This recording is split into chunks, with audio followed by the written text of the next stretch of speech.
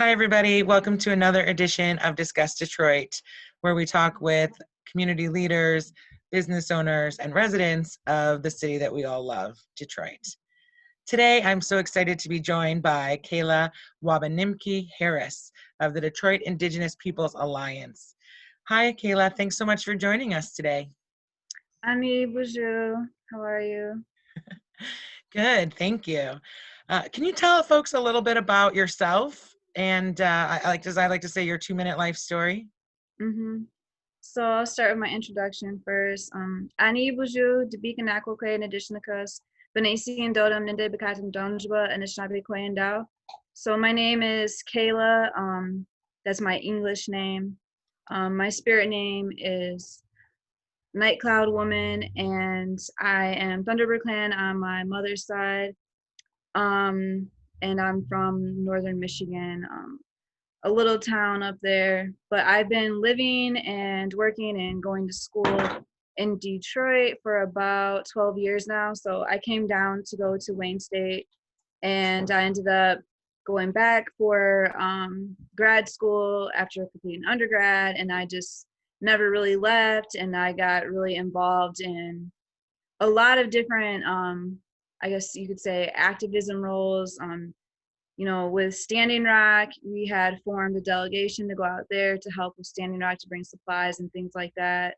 I founded the first Native American student organization at Wayne State during my undergrad years, and just really got involved in the community. I mean, between stuff with school and then just getting involved in the community in general, it just seems like there's been a lot of different things happening over the years, especially with environmental justice. So, and a lot of healing justice stuff too. So now, aside from different, I guess, activism roles, I don't know when I came into calling myself an activist, but I guess that's what it is with fighting for justice. You turn into an activist without even really realizing that that's what you are until you're running around doing all these things, fighting for people's rights. So and then just doing healing work in general. Over the past few years, I started really getting on like a healing journey. I started doing Reiki, got trained in Reiki. Recently, I've been doing postpartum doula courses, and we'll be doing a doula course here soon too. Really just doing a lot of different stuff with various groups all around the city. Healing by Choice is who I do a lot of the healing work with, and that's a collaborative of women of color who do a variety of different modalities of healing, whether it's Reiki, acupuncture, herbalism, just the list goes on, and that's all in a healing justice framework. So that's a little bit. That's great. That's awesome. I mean, and I think that's how activism does start. I mean, very rarely are people, self-identifying as activists without having to, jump into the fight, right? I mean, it's responding to injustices, and I think that Detroit in general, so we have so many people that didn't necessarily plan on being involved in some of these fights for justice, but when you look around and say, how come nobody's doing this, or who's going to do something about this, and then I guess I will, right? Ends up being some of that how that accidental social entrepreneurship or accidental activist, maybe. I totally get that. And is that what led you to DIPA, or the Detroit Indigenous Peoples Alliance? Can you tell us a little bit about that? Yeah, so like I said, with starting the Native American Student Organization in Wayne State, I started getting connected to other Indigenous students, Native students on campus. And so over the years, I took a small break. When I had my daughter, I took a break, and then I went back to grad school after she was just a little over a year old. But luckily, the Native American Student Org it kept growing, and it stayed alive. Luckily, I wrote the bylaws, so I disclosed in there that graduate students could or even if you graduate, you could still like take part or help keep it alive. So anyways, with keeping that alive and meeting different students, a lot of us have graduated over the years, right? So I graduated again from grad school, and a lot of my friends slowly started to graduate too.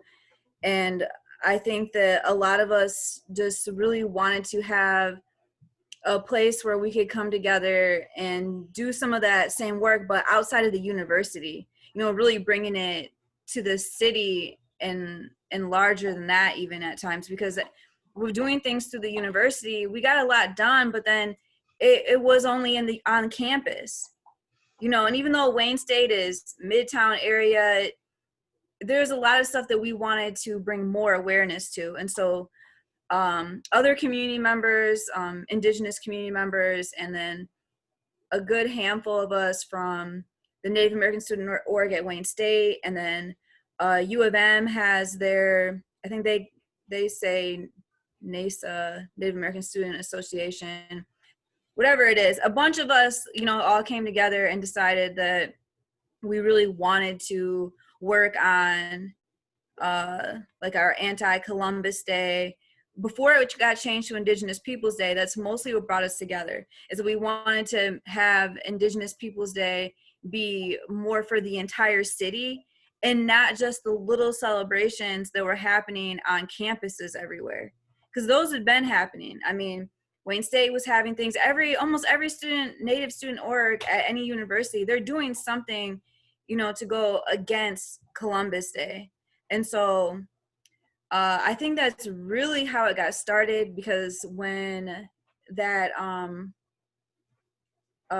what was it called, when it was written up, I always forget, the for Indigenous Peoples Day, when they The resolution. yeah, the resolution. Yeah.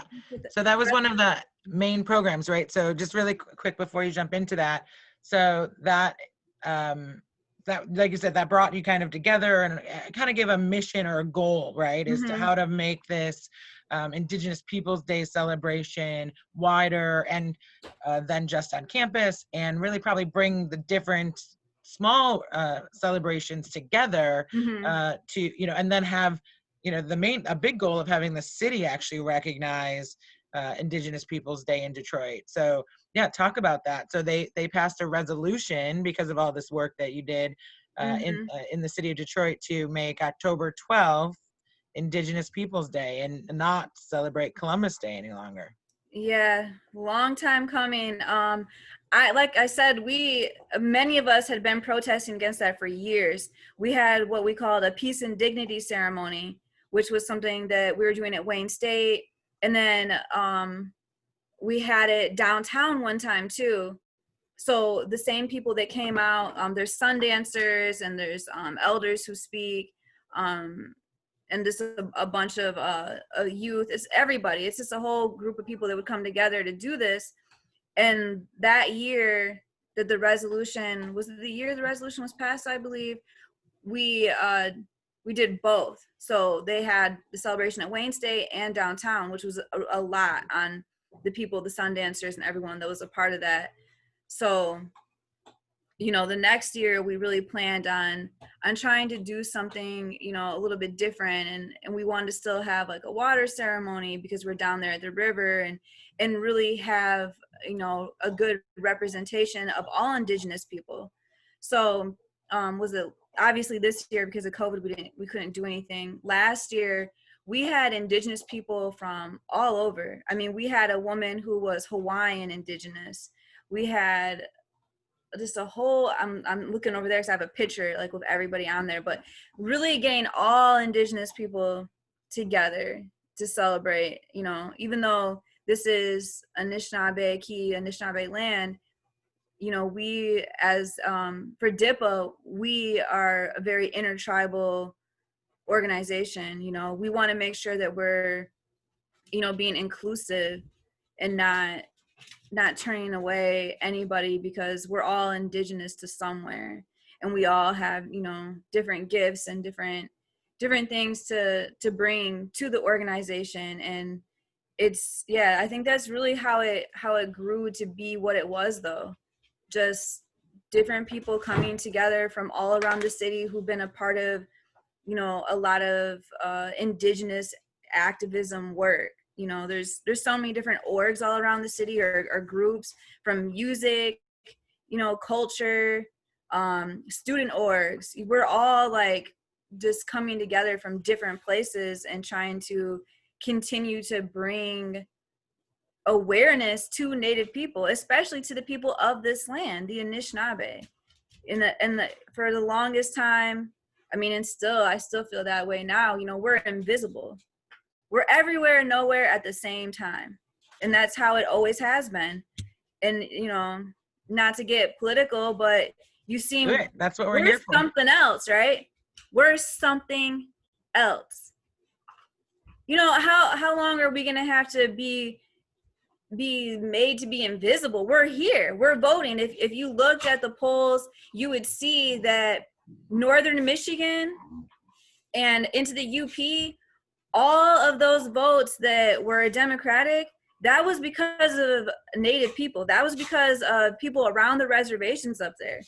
You know, Leelanau County, you know, Peshabi town is up there. That's where a tribe, you know, lives. That's well, it's a lot of, you know, there's Grand Traverse, Traverse City, then there's a Little Traverse Bay Band, Petoskey, and then you go up into the UP and there's tribes there, Lake Superior, Chippewa. There's so many different tribes, but if you look in all those little patches, that any of those dark blue patches you see, that was my people voting for us, for our rights to, you know, and for us being democratic is where we, I guess it, Right. you know how it is. It's Yeah, like, you gotta pick one and then gotta work pick to make one. it better, right? Make it And better. yeah, Right. and that's for us, that seems to be the better way to go, is blue, not red. Yeah. So Well, that's one of the things that, I've just been learning so much, and I just about Indigenous peoples in Michigan and Detroit, and I'm just scratching the surface. I'm really just getting started, but I've lived here in Detroit area, in Detroit proper my whole life, and it is unfortunately something that we don't hear a lot about, and I think that lately we have been more, and that's obviously because of the work that you're doing. But I was amazed to see I had spoken with Megan Lotta Gupta as a previous Discuss Detroit guest, and she has the Indigenizing the News site, and one of the articles that she posted is about myth busting around Indigenous people, but even just that there's 100,000 Indigenous people in Michigan. 12 federally recognized tribes, 4 state recognized tribes, and we're in the top 10 in the country for states with the largest Indigenous population, and that just blew me away. It doesn't get the attention that it should. But you shouldn't have to have 100,000 people to get the attention, but you should definitely be having it even more so if there's such an amount of people. And like you said, that's a huge voting block that is too often ignored. So we definitely appreciate everything that you and your community have done to bring attention to the Indigenous community here. And I think that it's really what makes DIPA really special, it seems like, and why you guys started it, even though there's lots of great organizations, right, and obviously lots of tribes, but that idea of the not specifically Native American organization or one tribe, but being more really getting any and all Indigenous people to be part of it, because there's diversity within Indigenous peoples, obviously, as well. well, with Raquel Castillo Lopez, Councilwoman Raquel Castillo Lopez, she's the one who helped us, you know, really organize, her and her team there. They were trying to be, I guess, like just give us a platform, you know what I mean? Like, she has connection to, you know, different people that I don't have those connections if it weren't for her. And so she's gotten us meetings with the mayor, and they know how to do all the, you know, to get the permits so that we can even have Indigenous Peoples Day downtown, all those things that, you know, we could figure Right? out how to do it, but Yeah. she gets us in there. And so with her support, which is funny because she's the one who helped me get the Native American Student Organization going too, way back when she was my mentor. At And Wayne State so when it just she was at Wayne comes full State. circle, yeah. I mean, and that's why it's so important to have people in elected positions or in positions of power that really understand how they can play a role in breaking down barriers for members of their community, and that too often that isn't, unfortunately, what a lot of elected officials' goal is. So yeah, I mean, Raquel is absolutely amazing. So so you got a resolution passed uh, to make October 12th Indigenous Peoples Day here in Detroit. Is there? I think also, was there a Michigan? Has Michigan followed suit now too? Um, Or they're thinking I about keep it? seeing it's by cities. I don't remember if I see Michigan as a whole, because it can't be Michigan as a whole because you still see the Columbus Day sales on TV and stuff, right?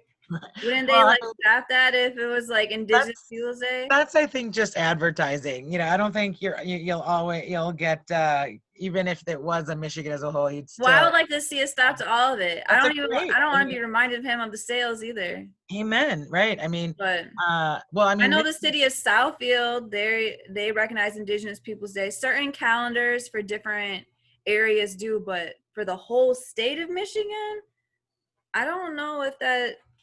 I yeah, keep seeing it's like city resolutions, not let me see. some. There's a few whole states.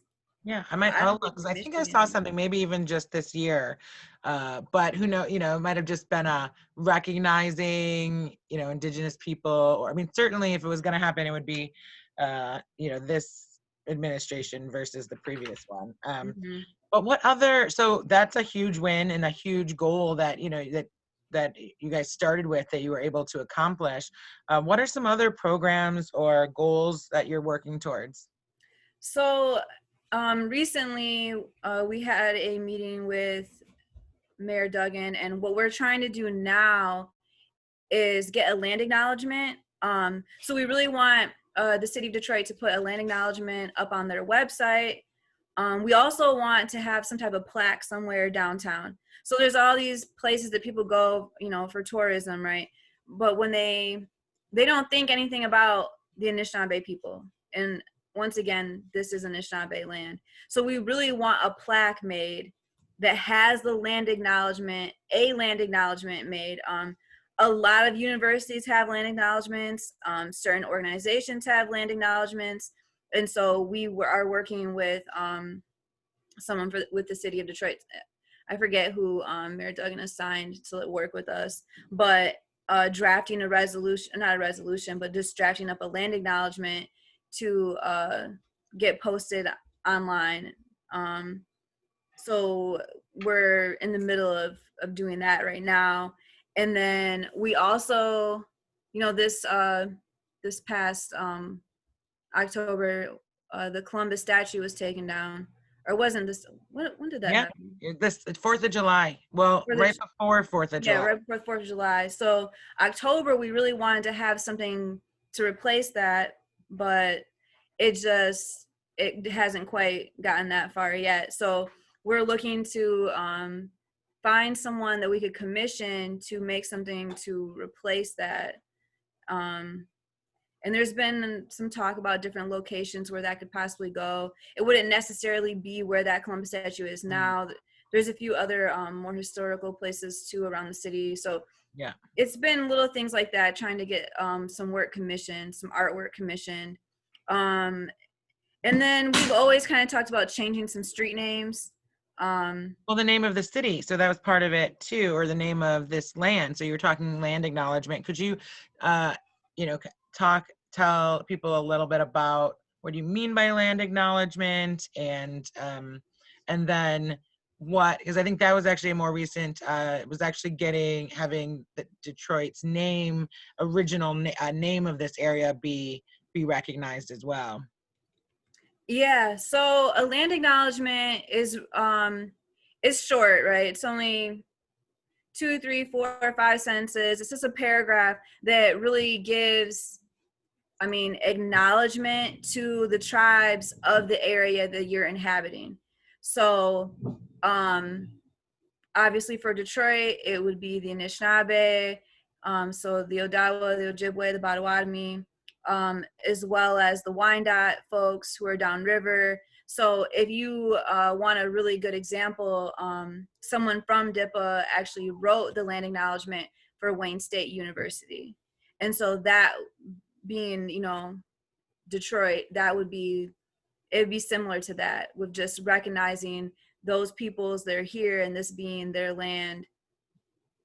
And there's some resources online too that we link to on our site about how people can find out, some maps and such where you can find out what tribes inhabited the land that your house is on, your business, your community, your school.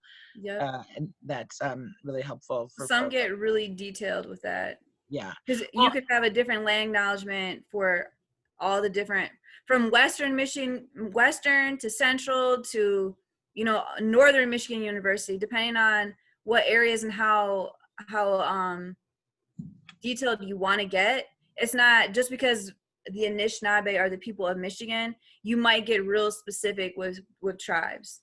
Right. Well, and I think there's also the I've seen, because also many tribes came and went right through areas also. So sometimes there's multiple tribes that would have, like, so say 500 years ago, this tribe was over, here, and then like the Anishinaabe was really the most recent and longest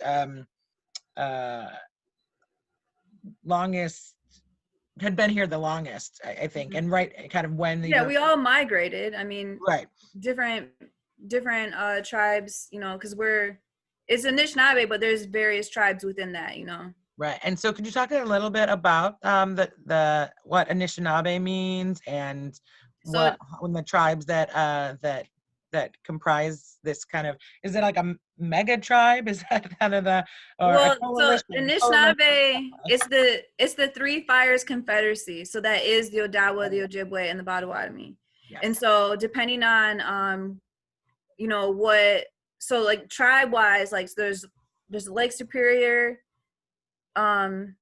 Chippewa band, there's Grand Traverse band, Little Traverse band, and all those, in the title you'll see it's either Chippewa, or because Chippewa and Ojibwe go hand in hand, or Odawa, and then when you come down there's and Odawa and Ottawa so Ottawa, that would be like the Americanized version, and Odawa, Ottawa, yeah. So Ottawa is the Americanized version of Odawa, and then Ojibwe or Chippewa, it just depends. The Americanized version. Yeah, yeah. And so every tribe kind of, some will have Chippewa in their name, some it'll be Ojibwe. It really just depends. And then the Potawatomi or Potawatomi, if you want to say it that way, they're also a part of that Three Fires Confederacy, but most of them are more like Kalamazoo area. There's like the Gun Lake tribe of Potawatomi. And so the Potawatomi, they have a little bit of a different language dialect than us. It's all part of like the Algonquin like language dialect, but we speak Anishinaabe Moan or Ojibwe Moan or Ojibwe, however you want to say it. The Potawatomis is a little bit different. Is Moan language, or you said Ojibwe Moan? Yeah, some people will say Anishinaabe Moan or Ojibwe Moan. The language, the Ojibwe language. I feel like it just depends on who's putting the program together on how they want to name it, whether it's, I don't know. So I go back and forth. Like I'll just say I speak Ojibwe, or sometimes I'll say I speak Anishinaabe Moan. It's all the same. And how is that something that you were brought up with, speaking the language, or is it something you learned later? Yep, I've been learning. I've been for years now. For the past probably decade, I've been dabbling in trying to learn the language, and also trying to teach my daughter the language. So little things, prayers and just the basics, and then trying to expand that. But it's hard. Revitalizing language is not easy, and the language is not easy, but we're trying. So Well, it sounded, it's great that you're trying, right? I mean, that's the only way that that it can continue. And I did on the online found there's like classes and people mhm. are like, word of the day kind of things that people can try to do. Where did you have classes in person, or was it online, or what kind of resources did you learn? Were you able to find to continue to learn the language? At American Indian Health and Family Services, they used to have Alphonse Pitawanakwat, who was the instructor of Anishinaabe at the University of Michigan. He used to come like once a month. This was years ago. He used to come. Um, and then, Alphonse is my friend David's dad. And so he gave us some resources. He put a nice little binder together for some of the members of the Native American Student Organization years ago. Um, a lot of the programming at American Indian Health and Family Services is done in Anishinaabe language. So I I feel like I've just been collecting resources over the years, and just from books, to flashcards, to just any little thing I've come across. I've just been collecting it, and they do still have the youth group running. So Dream Seekers, which is the youth group at American Indian Health, they are still going, but it's all virtual now for Zoom. So my daughter is a part of Dream Seekers, and they play bingo with them in the language. They ask them what their tribe is, because not all the kids that go are Anishinaabe, so they make sure they ask them their tribe. um, and so that gives her practice, just insane Anishinaabe, practicing numbers by playing bingo. They had a speaker come last week. I just overheard it. I try not to bother her while she's How doing old is her she? thing. 8. Oh wow, But they had a special speaker come, and they were talking, and I think they read something in Anishinaabe Moen, and so she's getting more of the language than I am, because she has youth group at least 2 days a week. And then, you know, I'm also trying to I just say little stuff to her, make sure we say our prayers in Anishinaabe. So that's awesome. What speaking of prayers, and it's kind of I don't know if we talked about this before, but could you talk a little bit about the religion? Are there different religions in the different tribes, or is there kind of are those the kind of prayers that you're talking about, specific prayers? yeah, Religion, I don't think of it as a religion. It's more yeah. just being spiritual, a spirituality. Um, there is the Native American Church, and so all across the United States, you'll meet people that might be a part of the Native American Church. Um, I'm not a part of the Native American Church. I'm not exactly. I'm not religious, really. I'm spiritual. So I believe in a higher power. I pray to a Creator. Um, I just don't put a face on them, Yeah. I or just on him or her. I mean, I don't. Right. I've been working on a project with the Interfaith Council of Metropolitan Detroit around religious diversity. So it was just kind of, when you said prayer, it made me think of what kind of prayers, and how we have such a diverse, here in Michigan, there's so many different religions on top of the different backgrounds that we all have as well. So that's what got me thinking about. And the dog. You have a dog too. See, this is a 2-minute life story. You have the 8 minute. Oh yeah, I got 2 dogs. 2 dogs. That's great. Yeah. Um, so one thing that I was trying to get to was the Wawiyatanang. Is that right? Yeah. The What we got to know? Wawiyatanang is the name for this land, by the Anishinaabe name for this land that we call Detroit today, right? Yeah, it can be. It's been said to be a lot of different things. Bending River, the bend at the river. There's been a lot of different translations over the years that I've seen, but most recently, Wawinantanag, like saying it that way, has been like that's what we're claiming. Yeah. Because I think that was another one of the a resolution that also is that kind of Yep. recognizing Detroit's original name, indigenous name, as Mhm. Wawiyatanang. And I Yep. think it's Get it in there. really really beautiful because, and the whole idea of the bend in the river, and that kind of ties with this Detroit's kind of renaissance, changing, changing change happens, and the bend. I think it just, and we have the rise from the ashes motto, right? I think it kind of ties into the indigenous name for the area as well. What about, are there indigenous owned businesses or organizations or other folks that you want to kind of, share with people if they were looking to support uh, or find out more about some of the indigenous, entities in the area, I guess? Yeah, I mean, a lot of my friends bead and make different things. Some of them have a storefront like on Etsy and things. So I definitely have to shout out one of my really good friends, Becca Queerquay. You can find her on Instagram, just at Queerquay. So Queer and then Quay, which means woman. Our language is KWE. And she made these for me. I have a bunch of earrings from her actually. She's like one of my favorite beaters. But a lot of, I mean, we're crafty people. You can find all sorts of different art. You just go on Facebook. I know they've been spotlighting a lot of different indigenous artists. There's a few different pages I've seen it on. American Indian Health and Family Services has a Facebook page, and I can't remember the other page right now that I've definitely seen spotlighted a lot lately with supporting indigenous artists. And we can share, you and I can connect offline too, Mhm. and get that, and make sure we share that with our audience as well on our social.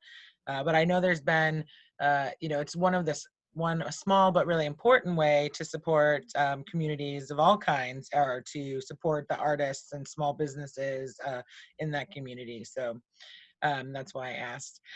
Well, what, if with DIPA, with all of the work that you've done, which is just absolutely amazing, and really just getting started, I know that, because DIPA itself is relatively new, and though of course there's been organizations like you mentioned, American Indian Health and North American The Indian, Atazocan, yeah, and the that's an artist Ottawa, collective too. Yep. so many great organizations that have been really doing stuff for a long time here in Detroit area, and for the indigenous community here, which has a really strong presence, and really just needs a little bit more light shown on it, and a little bit more attention, which you guys are doing amazing work on.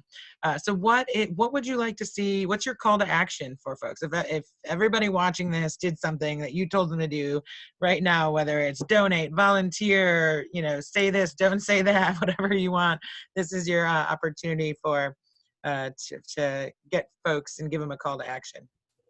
I think the most important thing that I want to say about just any of the work, whether it's water, any environmental work, or just any any organization that's putting together some type of march for whatever it might be, if you think that you just might want to have some Anishinaabe representation, invite us to the planning beforehand, and not later, not after you already have everything started. I think that's my biggest pet peeve with a lot of us, is just we always get brought to the table last minute. Um, and there's a lot of great organizations that are non-indigenous, and I don't know what it is, like something like a light flickers off and they're like, oh, we probably should include someone indigenous in this, someone Anishinaabe, for anyone that, like, if they're a little bit more, woke to the fact that this is Anishinaabe land. I just really want you to think about bringing us Black, Indigenous, people of color to the table at the beginning of planning things. Just in general, just bring us to the table. And if you come out to any of our events, you see us, hosting something, feel free to, volunteer to help. There's all kinds of different events happening. Obviously not so much right now because of COVID, but when something's going on, donate, donate your time. If you have resources, come in a good way and share, because we're all trying to do this work together. Ultimately, the whole point is to bring us together. So we need our allies. So yeah, I guess that's my main thing. That's Buy important. indigenous art too. Yeah, I Don't mean, try to replicate it. Quit replicating stuff. I know you love the beadwork and other things. Buy it from people making it. You don't have to always try to replicate the awesome stuff that you see people make. Sometimes you need to just buy appreciate it from the those who people have that, those gifts. yeah. I mean, that's a all amazing call to action, and so necessary on so many different levels. The idea of also listening, right? Asking and then listening Hmm. is to Black, Indigenous people of color in We general. don't need saviors. Right. Yeah. When I say come and this and that, we don't need a savior of any color. We don't need saviors. If you Partners, allies. partners and allies, yeah. They can find information on the Detroit Indigenous Peoples Alliance Facebook page, which is, so that's probably the easiest call to action is go like DIPA on Facebook so that you can stay up on actions, events, ways to donate, support, any of that. Also, the Wawayatanong Resurgence is another really great website and Facebook page, and we'll link to these, and some of these we already have linked to on our site so folks can find them easier. And there's a whole list of great organizations locally that work with and for and are by Indigenous peoples. And I think, get educated, read stuff, look stuff up, right? Mhm. I think, and indigenizing the news is a great resource for that as well. So you can find more out about what's going on in the Indigenous community and how you can be an ally. So thank you so much. I can't tell you how much I appreciate your time and giving me a chance to listen and learn, and for all the work that you do here in Detroit and in the region. We are so lucky to have you as a city and as a state, and we need more people to be accidental activists, right? Because we have though we make progress in a lot of ways, we have a lot farther to go. So and thank you everyone for joining us today. Don't forget to check out Discuss Detroit, all of our conversations at thecityinstitute.com, and also DetroitExperienceFactory.org for all sorts of tours, resources, and information about this city that we love. Have a great day.